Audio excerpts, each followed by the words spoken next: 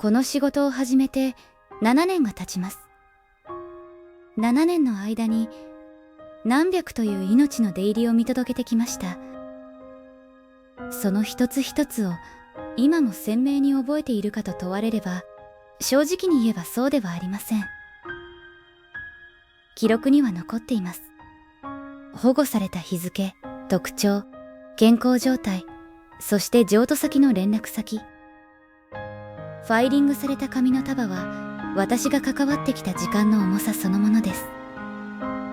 でも記憶というのは不思議なもので、記録の正確さとは無関係にスルスルと抜け落ちていくものと、いつまでも手のひらに感触が残っているものがあります。あの子のことは7年経った今も手のひらが覚えています。来た日の匂いまで思い出すことができます。梅雨の終わりかけのアスファルトの匂いが混じった湿度の高い日でした。あの子はガムテープで閉じられた段ボール箱に入れられてシェルターの裏口に置かれていました。全身が白いのにどこか薄汚れて見えた。泥や埃のせいだけではありません。恐怖という感情は毛並みの艶を奪い、命の輪郭を濁らせてしまうのかもしれません。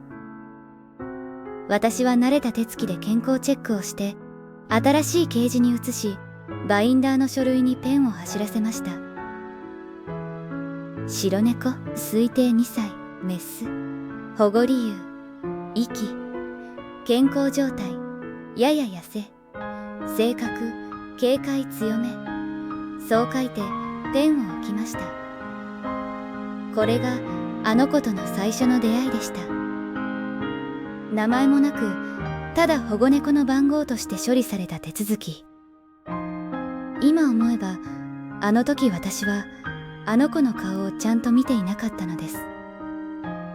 見ていたのは書類の項目を埋めるための情報だけでした。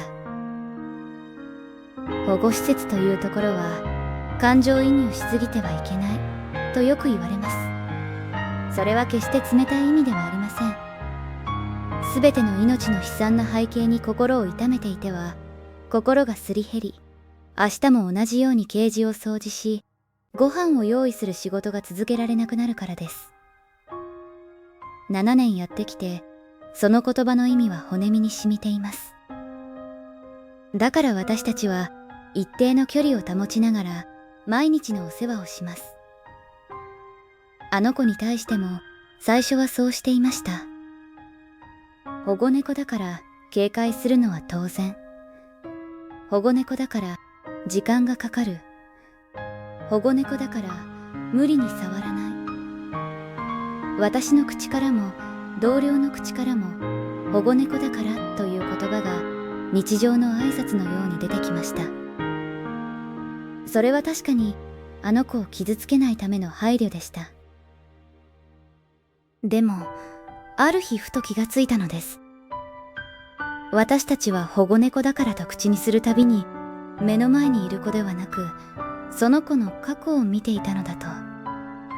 遺棄されたという来歴、かわいそうな背景を持つ存在としてこの子を扱っていたのだと。それに気づいたのはある午後のことです。その日は珍しく仕事が一段落して、私はシェルターの廊下を特に急ぐでもなくゆっくり歩いていました。あの子のケージの前を通りかかった時、ふと足が止まりました。高い窓から細い光が差し込み、ちょうどあの子のいる場所に四角い光だまりが落ちていました。白い猫がその光の中に座って目を細めて喉をかすかに鳴らしていました。私はしばらくその姿を見つめていました。何かを恐れているわけでも何かを訴えているわけでもない。ただ今ここにある日差しの暖かさを静かに全身で受け取っている、そういう顔でした。頭の中で固く結ばれていた何かがゆっくりとほどけていく感覚がありました。この子は過去を生きていない。当たり前のことなのに、私はその時ようやく気づきました。動物というのは人間のように過去を反芻したり未来を悲観したりする機能を持っていないと言います。科学的にどこまで正確なのか私にはわかりません。でも少なくともあの子たちを見ているとそうした時間の概念から解き放たれているように見えました。あの子たちにあるのは今日だけでした。今日のご飯が美味しかったこと、今日の光が暖かかったこと、今日差し出された私の手が恐ろしくなかったこと。一日一日をただそれだけで完結させて生きている。過去のトラウマという重い荷物を背負わせようとしていたのは私たち人間の方だったのです。翌日から私の接し方が変わりました。保護猫だからという言葉を意識して飲み込むようにしました。書類には番号があっても、ケージの前に立つときはただ一匹の白い猫として向き合う。最初の変化はほんの些細なものでした。ご飯を置くとき、私がその場を離れなくても食べるようになった。それだけのことでしたが、その朝、私は更衣室で少しだけ泣きました。猫には276種類の表情がある。そう書かれた記事を読んだのはちょうどその頃のことでした。276。あの子が最初に見せてくれたのはそのうちのほんの数種類だけでした。軽快の顔と感情を押し殺したような無表情。私たちはそれを保護猫の顔だと思い込んでいた。でも違ったのです。276分の数種類。私たちが見ていたのはこの子のほんの断片に過ぎなかった。保護猫というフィルターを外した頃から少しずつその断片が増えていきました。ご飯に向かう時の小走りのような足取り。おもちゃを見た瞬間の瞳孔がスッと広がる感じ。撫でられて目を閉じるとき、ほんのわずかに口角が上がるような気がする顔。この子、こんな顔するんですね。ある日、同僚がそう言って二人で顔を見合わせました。276枚のパズルが1枚ずつはまっていく。その度にここへ来た日の薄汚れた白さが本来の輝くような白さを取り戻していく。私たちが見落としていたのは過去ではなく、この子が持っていた276通りの今だったのです。この仕事を7年やってきて、頭では知っていたことをあの子は体で教えてくれました。譲渡の打診が来たのはあの子が来てから4ヶ月後のことでした。30代の女性でした。一人暮らし、在宅の仕事、猫と暮らすのは初めてだとおっしゃっていました。見学に来た日、彼女はケージの前にしゃがんで長い時間そこにいました。他の子も見てくださいと声をかけると、彼女は静かに首を振りました。この子がいいんです。かわいそうだからという響きはありませんでした。白いから、でもおとなしそうだからでもない。この子がいいという、ただそれだけのまっすぐな理由でした。面談をしながら私は心の中で思っていました。この人に決まったと。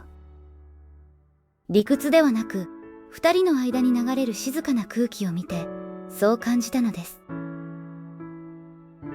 引き渡しの日、彼女は少し緊張した顔をしていました。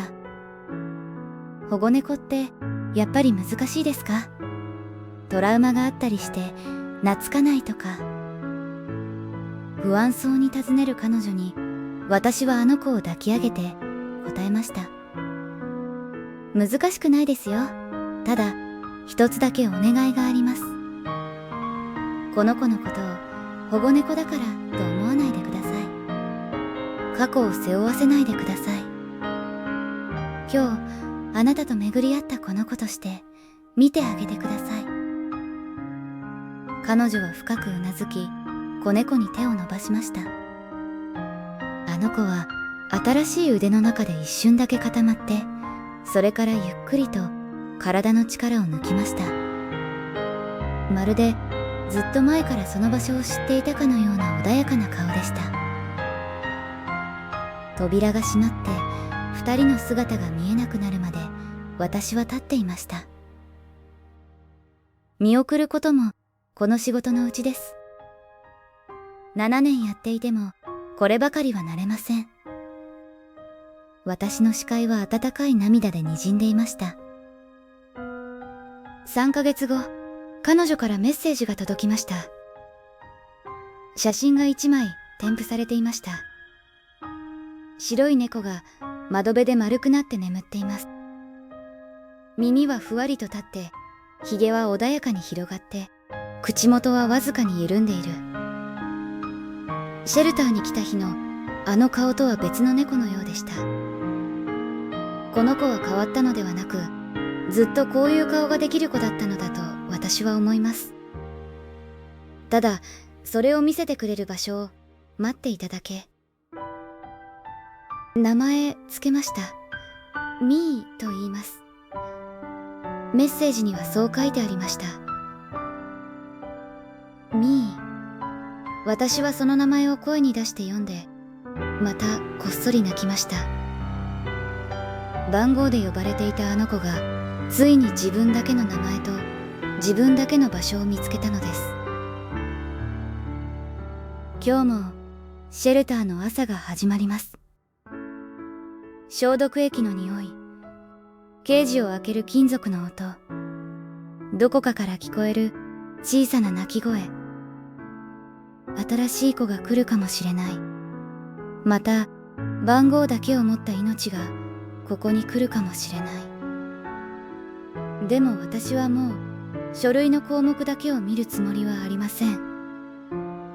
ケージの前に立つとき、その子の顔をちゃんと見ます。過去を背負った猫としてではなく、今日ここにいる命として。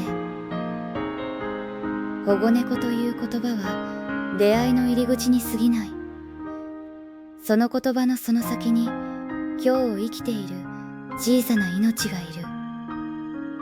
その命がいつかミーのように自分だけの名前で呼ばれる日まで、私はまた今日も手を差し伸べます。